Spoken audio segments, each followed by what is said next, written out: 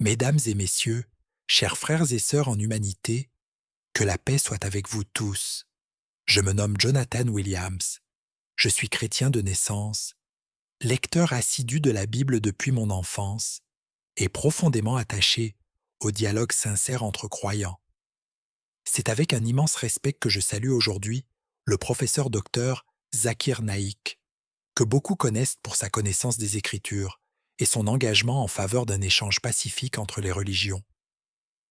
Ma question est simple, directe et sincère. Enfin, Dr Zakir Naik révèle les erreurs scientifiques présentes dans la Bible. Docteur, comment comprenez-vous ces prétendues erreurs et en quoi le Coran, selon vous, apporte-t-il une clarification ou une correction sur ces points, tout en appelant au respect mutuel entre musulmans et chrétiens? Au nom d'Allah, le tout miséricordieux, le très miséricordieux. Je remercie ce noble vieil homme pour son salut respectueux, pour son honnêteté intellectuelle et pour la manière digne avec laquelle il a posé sa question. Le Coran nous enseigne clairement dans la sourate Al-Imran, verset 64. Dit aux gens du livre, venez à une parole commune entre nous et vous, que nous n'adorions qu'Allah sans rien lui associer.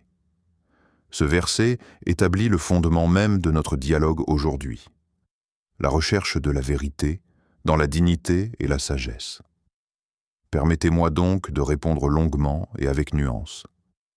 Lorsque certains musulmans, dont moi-même, évoquent des erreurs scientifiques dans la Bible, il ne s'agit ni d'insulter les chrétiens, ni de nier les valeurs morales et spirituelles que contient la Bible. Il s'agit d'un examen comparatif des textes à la lumière de la raison, de la science moderne et des révélations ultérieures. Le Coran nous invite à réfléchir, à méditer, à utiliser notre intelligence. Allah dit dans la sourate Al-Baqarah, verset 44, « Ne raisonnez-vous donc pas ? Je tiens d'abord à préciser un point fondamental. Selon l'islam, Jésus, paix et bénédiction sur lui, est l'un des plus grands prophètes de Dieu. Le Coran dit dans la sourate Maryam, verset 30, il dit « Je suis vraiment le serviteur d'Allah. Il m'a donné le livre et a fait de moi un prophète. » Ainsi, lorsque nous parlons de la Bible, nous distinguons entre la révélation originelle donnée à Moïse et à Jésus et les textes compilés, traduits et retranscrits des siècles plus tard. Le Coran affirme dans la sourate Al-Maïda, verset 13, que certaines communautés ont altéré le sens des paroles révélées. Cette notion d'altération textuelle ou interprétative est centrale pour comprendre la position islamique. Venons-en maintenant à la question des erreurs scientifiques. Quand je dis que j'ai identifié de nombreuses incohérences ou affirmations problématiques dans la Bible, je me base sur une lecture littérale de certains passages comparés aux connaissances scientifiques établies. Prenons par exemple le récit de la création dans la Genèse. La Bible décrit la création de la lumière avant celle du soleil. Or, scientifiquement, la lumière visible telle que nous la connaissons dépend d'une source lumineuse. Le Coran, lui, adopte une formulation différente et plus nuancée. Dans la sourate Fussilat, versets 9 à 12, Allah parle de la création des cieux et de la terre en plusieurs étapes, sans entrer dans un ordre contredisant la réalité observable, et en utilisant le terme « yaoum », qui peut signifier période ou phase, et non nécessairement jour de 24 heures. Un autre exemple concerne la forme de la Terre. Certains passages bibliques ont été historiquement interprétés comme décrivant une terre plate, reposant sur des piliers. Même si aujourd'hui beaucoup de chrétiens adoptent une lecture symbolique, ces expressions ont longtemps posé problème. Le Coran, en revanche, emploie des termes remarquables. Dans la sourate Az-Zumar, verset 5, Allah dit « Il enroule la nuit sur le jour et il enroule le jour sur la nuit ». Le mot arabe « yukawiru » signifie enrouler autour d'une sphère, ce qui correspond étonnamment à la rotation de la Terre. Ce verset a été révélé au 7e siècle, à une époque où l'humanité ne disposait ni de satellites ni de connaissances astronomiques avancées. Parlons aussi de l'embryologie, un sujet qui a suscité beaucoup d'intérêt. Dans certains passages bibliques, la description du développement de l'embryon est vague et parfois contradictoire. Le Coran, quant à lui, décrit avec précision les différentes étapes du développement humain. Dans la sourate Al-Mu'minun, versets 12 à 14, Allah décrit successivement la goutte de sperme, nutfa, l'adhérence, alaqa, la masse mâchée, mudga, puis la formation des os et des muscles. Des embryologistes modernes, y compris non musulmans, ont reconnu la remarquable correspondance entre ces descriptions et les découvertes scientifiques modernes. Je pourrais également évoquer la question de l'âge de la Terre. Certaines généalogies bibliques ont conduit, par calcul, à l'idée d'une Terre vieille de seulement quelques milliers d'années, ce qui contredit la géologie moderne. Le Coran, lui, ne donne aucun chiffre précis et laisse la porte ouverte à une ancienneté immense de la création. Allah dit dans la sourate Al-Hajj, verset 47, « Un jour auprès de ton Seigneur équivaut à 1000 ans de ce que vous comptez. » Et dans la sourate As-Sajda, verset 32, verset 5, « Puis, il fait monter cela vers lui en un jour dont la durée est de 1000 ans selon votre calcul. » Ces versets montrent clairement que le temps divin n'est pas comparable au temps humain. Cher Jonathan, et chers amis chrétiens présents ici, comprenez bien que mon objectif n'est pas de dire « votre livre est faux et le nôtre est vrai » de manière arrogante.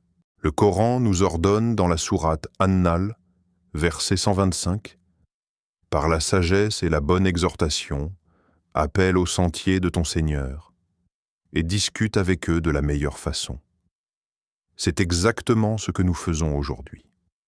Lorsque je souligne des erreurs scientifiques dans la Bible, je le fais pour montrer que ces textes ont été rédigés ou compilés par des hommes, influencés par les connaissances de leur époque, tandis que le Coran, selon la foi musulmane, est la parole directe et préservée d'Allah. Le prophète Muhammad, paix et bénédiction sur lui, a dit dans un hadith authentique rapporté par Al-Bukhari, « Les prophètes sont des frères issus de pères différents, mais leur religion est une. » Cela signifie que le message fondamental, l'adoration du Dieu unique, est le même. Les divergences apparaissent dans les détails théologiques et textuels. Ainsi, lorsque je mets en évidence ces différences, je ne cherche pas à diviser, mais à inviter à la réflexion. Le Coran répète à de nombreuses reprises « Ne médite-t-il donc pas ?» Je pourrais continuer encore longtemps en évoquant d'autres points, la description des étoiles comme pouvant tomber sur la Terre dans certains textes bibliques, la confusion entre météores et étoiles, ou encore certaines données historiques et généalogiques contradictoires. En face, le Coran décrit les étoiles comme des astres fixés dans le ciel, servant de guide, comme dans la sourate An-Nahl, verset 16. Et par les étoiles, il se guide. Chaque fois, nous constatons une cohérence remarquable entre le texte coranique et la réalité observée. Cependant, permettez-moi d'insister sur un aspect essentiel, le respect. Allah dit dans la sourate Al-Ankabut, verset 46, « Et ne discutez avec les gens du livre que de la meilleure façon, sauf ceux d'entre eux qui sont injustes. » Aujourd'hui, je ne vois ici ni injustice ni hostilité, mais des cœurs ouverts. C'est pourquoi je suis heureux de répondre à cette question dans cet esprit de fraternité humaine. Alors, j'invite chacun, musulman ou chrétien, à lire les textes sacrés avec sincérité, à poser des questions, à chercher la vérité sans peur. Si ce dialogue vous a aidé à réfléchir, si vous souhaitez approfondir ces sujets, je vous invite à vous abonner à cette chaîne dédiée au dialogue entre l'islam et le christianisme, à liker cette discussion, à la partager autour de vous et à commenter avec ces mots qui expriment la grandeur du Créateur. Allah Akbar. Qu'Allah nous guide tous vers ce qui est vrai, juste et bénéfique pour l'humanité entière. Le Coran n'est pas un livre de science au sens moderne, mais il est un livre de signes. Allah dit dans la sourate Al-Imran, verset 190, « En vérité, Dans la création des cieux et de la terre, et dans l'alternance de la nuit et du jour, il y a certes des signes pour les doués d'intelligence. Cela signifie que le croyant est invité à observer, à réfléchir et à confronter ce qu'il lit avec ce qu'il voit dans l'univers. Cette invitation permanente à la raison est l'un des points qui distingue profondément le Coran des autres écritures telles qu'elles nous sont parvenues aujourd'hui. Lorsque nous examinons certains passages bibliques à la lumière de la science moderne, nous rencontrons des difficultés qui ne sont pas seulement théologiques, mais également rationnelles. Prenons par exemple la question du firmament tel qu'il est décrit dans la Genèse, présenté comme une sorte de voûte solide séparant les eaux d'en haut et les eaux d'en bas. Cette vision correspond clairement à la cosmologie antique, partagée par plusieurs civilisations anciennes. Le Coran, en revanche, parle du ciel comme d'une construction sans piliers visibles. Dans la sourate Ar-Ra'd, verset 2, Allah dit « Allah est celui qui a élevé les cieux sans piliers que vous puissiez voir. » Cette formulation est extrêmement précise. Elle ne parle pas de piliers matériels, mais n'exclut pas l'existence de lois invisibles telles que la gravitation qui maintiennent les corps célestes en place. Ce genre de verset ne force jamais le lecteur à adopter une conception scientifique erronée ou figée. Un autre point essentiel concerne la notion d'erreur humaine dans la transmission des textes. En islam, nous croyons que les révélations originales données à Moïse et à Jésus étaient vraies et divines. Le Coran le confirme clairement. Dans la sourate Al-Ma'ida, verset 46, Allah dit « Et nous avons fait suivre leurs pas par Jésus, fils de Marie, confirmant ce qu'il y avait avant lui dans la Torah. Et nous lui avons donné l'Évangile, où il y a guide et lumière. » Cependant, le même Coran affirme que ces textes n'ont pas été préservés intégralement dans leur forme originelle. C'est pourquoi, lorsque nous parlons d'erreurs scientifiques dans la Bible actuelle, nous ne parlons pas nécessairement du message originel de Dieu, mais de ce que des mains humaines ont pu ajouter, modifier ou interpréter selon leur compréhension limitée de l'univers. Il est également important de souligner que le Coran ne se contredit pas sur les phénomènes naturels. Prenons la question de l'eau, source de toute vie. La Bible mentionne l'eau comme un élément primordial, mais sans en tirer une loi universelle claire. Le Coran, lui, affirme dans la sourate Al-Anbiya, verset 30, « Et nous avons fait de l'eau toute chose vivante. » Aujourd'hui, la biologie moderne confirme que toute forme de vie connue dépend de l'eau. Cette affirmation concise, universelle et intemporelle ne s'est jamais trouvée en contradiction avec les découvertes scientifiques, bien au contraire. Parlons aussi de l'expansion de l'univers, un sujet fondamental en cosmologie moderne. La Bible ne contient aucune allusion claire à l'expansion de l'univers. Le Coran, quant à lui, déclare dans la sourate Ad-Dariyat, verset 47, « Et le ciel, nous l'avons construit par notre puissance et nous l'étendons constamment. » Le mot arabe utilisé ici, musiyun, indique une expansion continue. Cette notion n'a été confirmée scientifiquement qu'au XXe siècle avec la découverte du décalage vers le rouge des galaxies. Comment un homme vivant dans le désert arabique il y a 14 siècles aurait-il pu formuler une telle affirmation sans révélation divine? Certains chrétiens me disent parfois « Mais vous interprétez le Coran à la lumière de la science moderne. » Je réponds « Le Coran lui-même nous y invite. » Il ne donne pas des équations ou des théories détaillées, mais il propose des formulations ouvertes, compatibles avec l'évolution des connaissances. À l'inverse, certains passages bibliques, lorsqu'ils sont pris littéralement, se heurtent à des faits établis, obligeant leurs lecteurs à recourir à des interprétations symboliques pour éviter la contradiction. Or, si un texte nécessite systématiquement des interprétations non littérales pour rester crédible scientifiquement, cela pose une question légitime sur son origine et sa préservation. Considérons également la question des montagnes. Dans la Bible, elles sont souvent décrites simplement comme des éléments du paysage. Le Coran, en revanche, leur attribue une fonction spécifique. Dans la sourate An-Naba, verset 7, Allah dit « Et les montagnes comme des piquets ».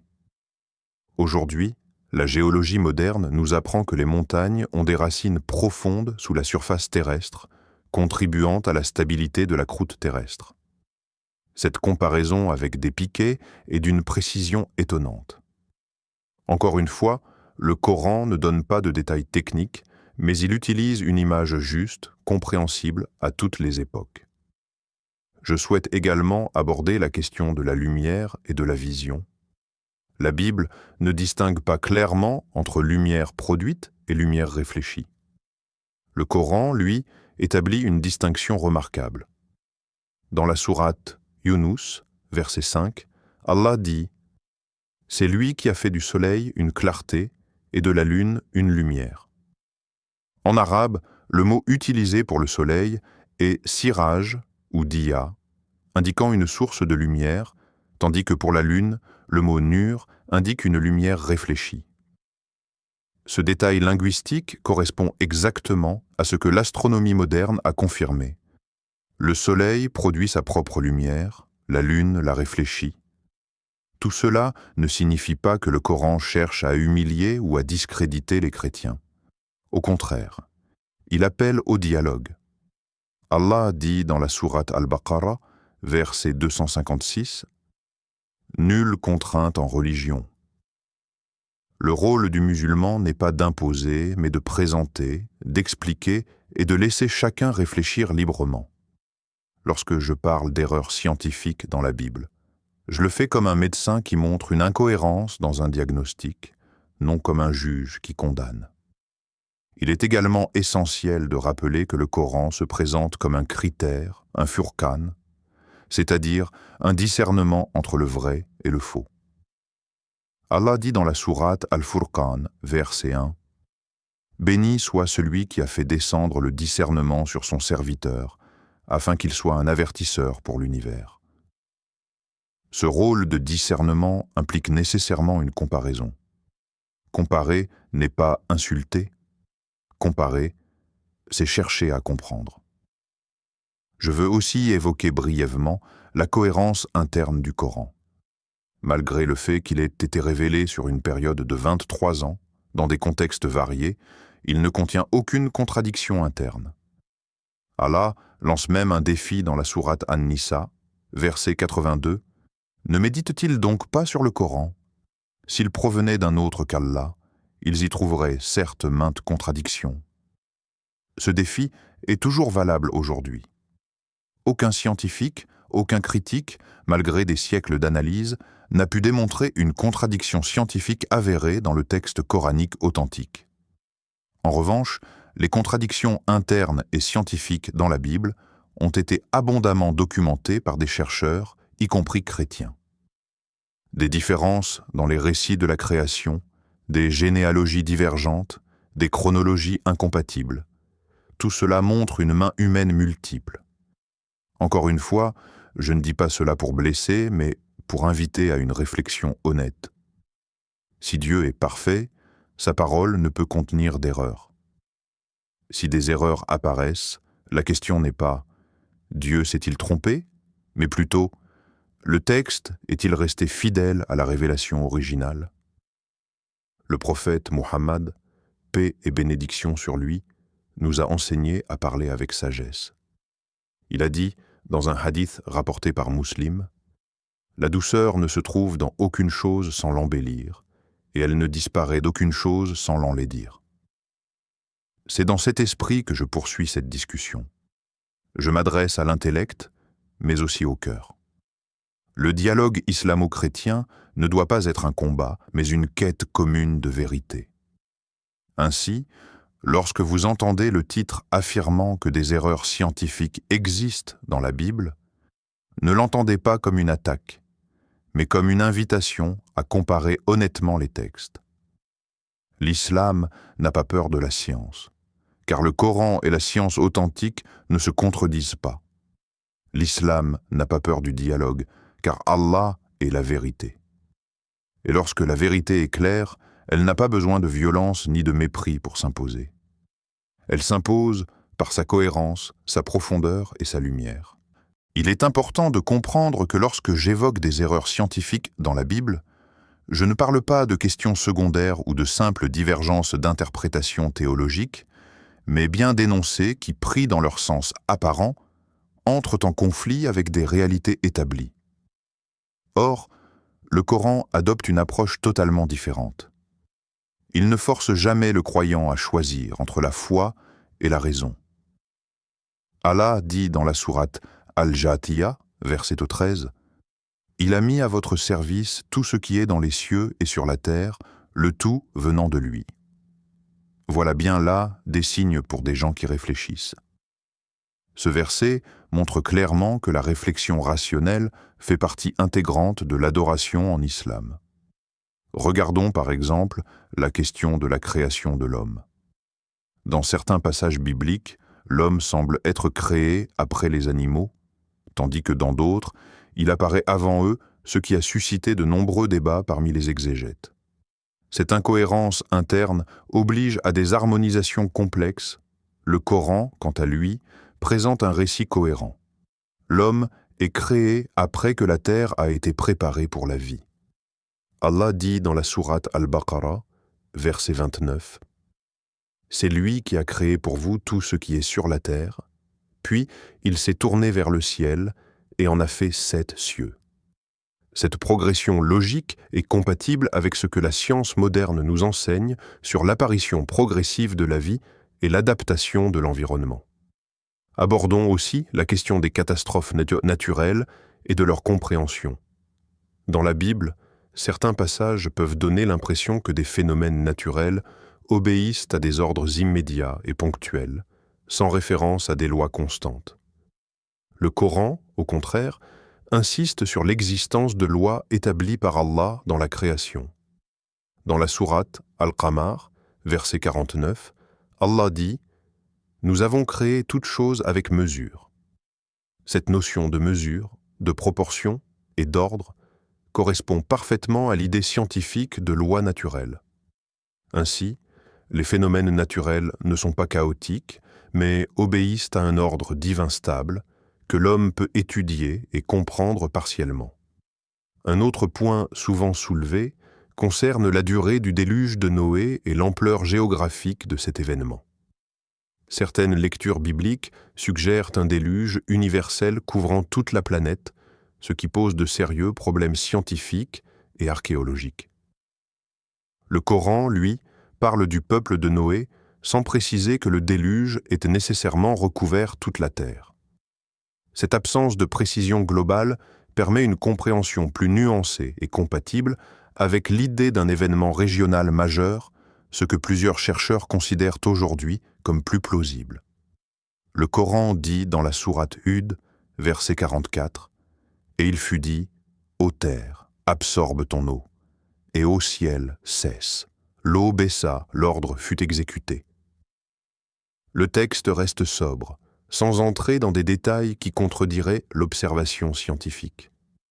Il faut également mentionner la question de la parenté et de la génétique. La Bible contient des généalogies très détaillées, mais parfois contradictoires entre différents livres. Ces contradictions soulèvent des questions sur l'exactitude historique du texte. Le Coran, en revanche, se concentre sur l'essentiel, l'origine commune de l'humanité.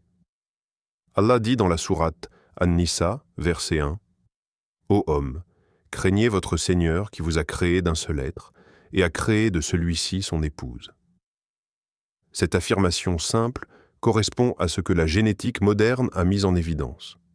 L'humanité partage une origine commune. Le Coran ne donne pas de détails inutiles qui pourraient devenir problématiques avec l'avancée du savoir.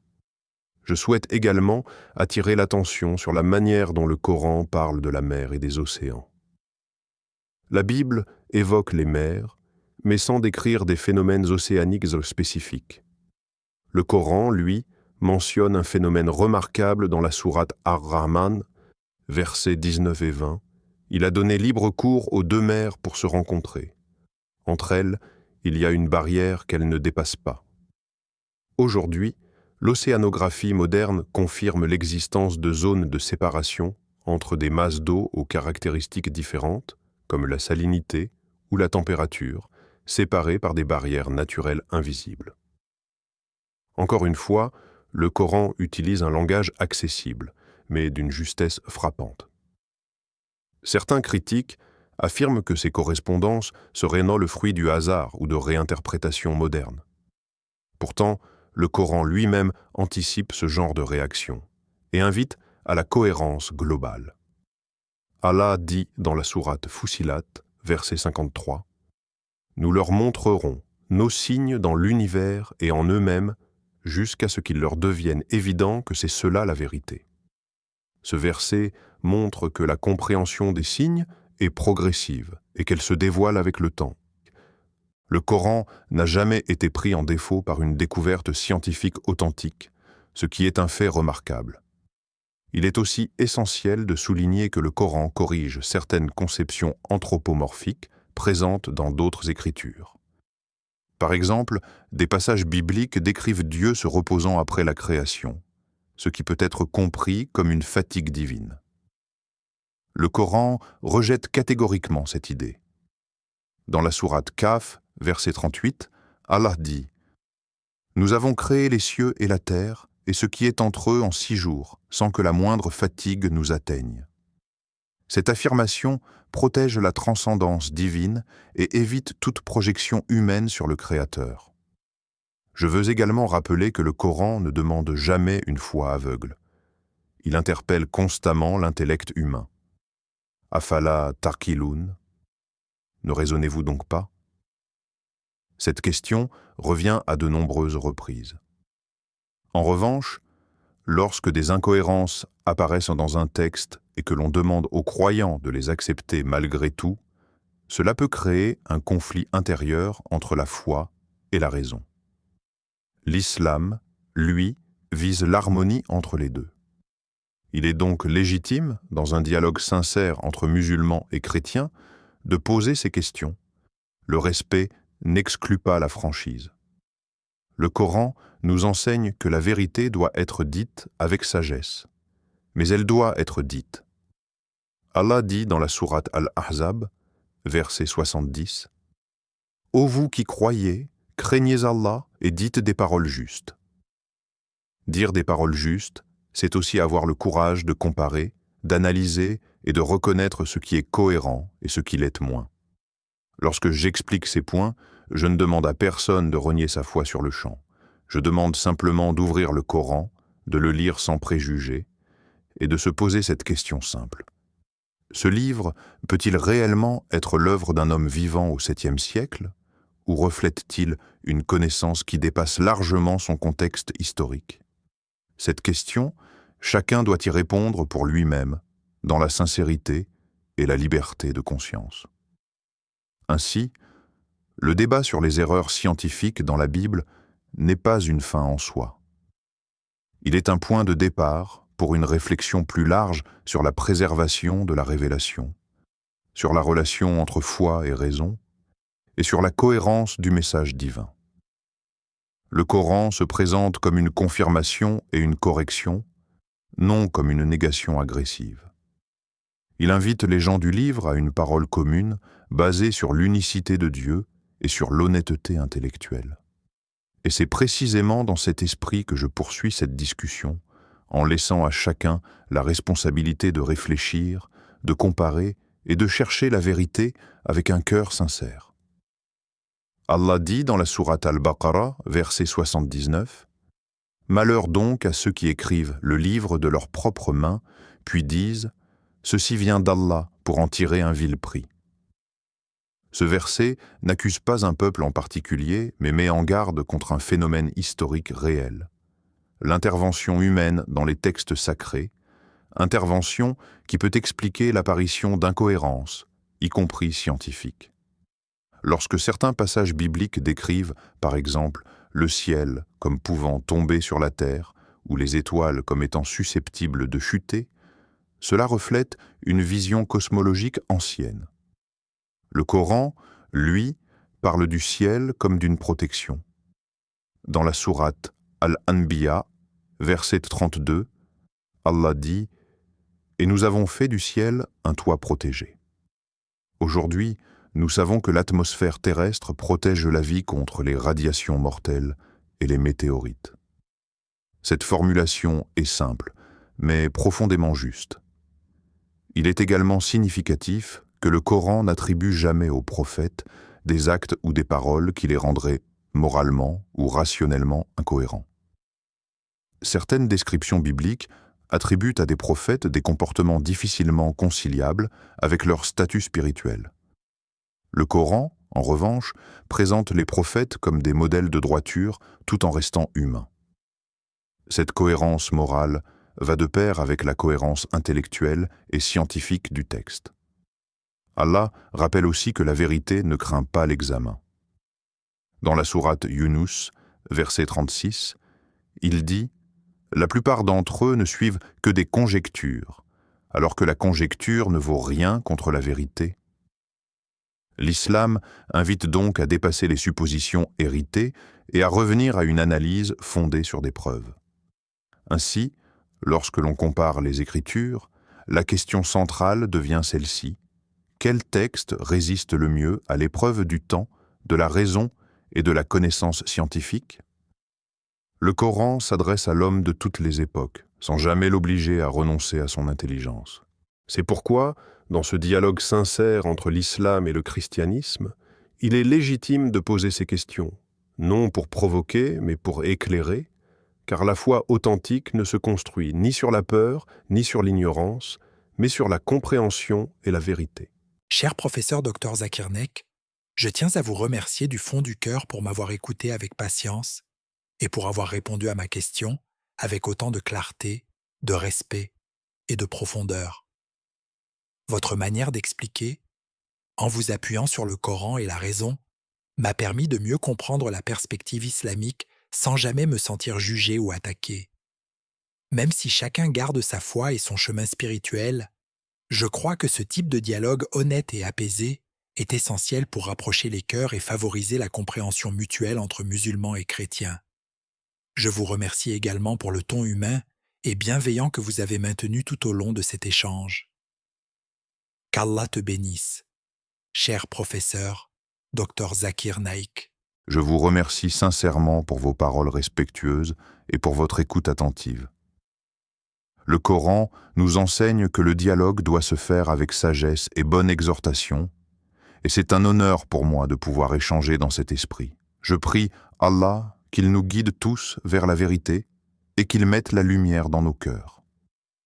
J'invite maintenant tous ceux qui nous regardent à s'abonner à la chaîne Parole d'Al-Islam, à aimer cette vidéo si elle vous a été bénéfique, à la partager afin que ce message de dialogue et de réflexion atteigne un plus grand nombre de personnes, et à participer dans les commentaires en posant vos questions concernant ce script et les sujets abordés. Vos questions sont importantes, car la recherche de la vérité commence toujours par une interrogation sincère.